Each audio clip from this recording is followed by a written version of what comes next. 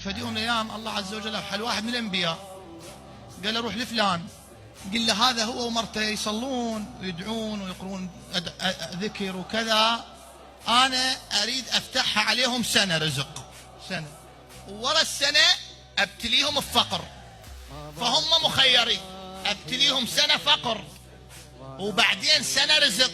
يقول هذا النبي راح لهذا الرجال دق الباب عليه، قال له انا نبي فلان، النبي فلان، قال له عرفك، قال له اوحى الله الي انت جايك رزق، رزق سنه وراه فقر، انت تريد الفقر ووراه الرزق لو الرزق ووراه الفقر؟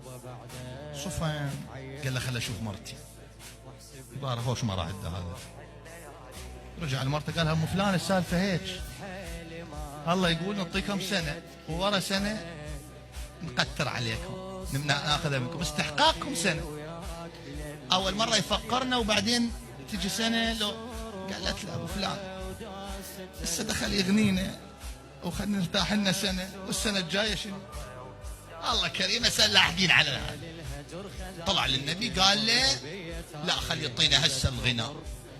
يقول بدت الارزاق تجي عليه، صارت عنده اموال، اول ما صارت عنده اموال فتح الباب مال بيته، شال شنو هاي شو يسموه هنقلاين شنو الشرشوبه، خلى الباب مفتوح وكتب اي واحد فقير خليه يطب.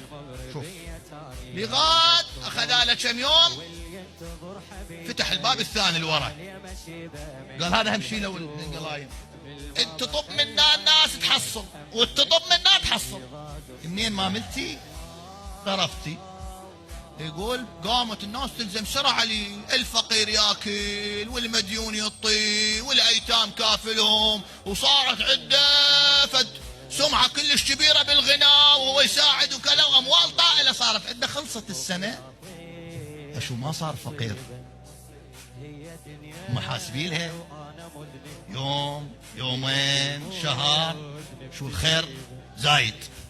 هذا ما سكت، راح للنبي، لهذا النبي قال له يا نبي الله اشو الباب ما انسد علينا، قال له ما ادري انا اناجي الله واشوف.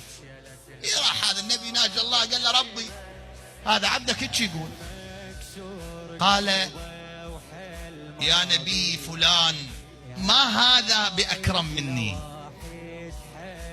مو اكرم مني هذا، هذا فتحت له باب فتح لي بابين، اسد بابه شلون؟ شوف انا فتحت له باب فتح لي بابين، فما دام فتح لي بابين لا بعد شنو؟ النعم دائمه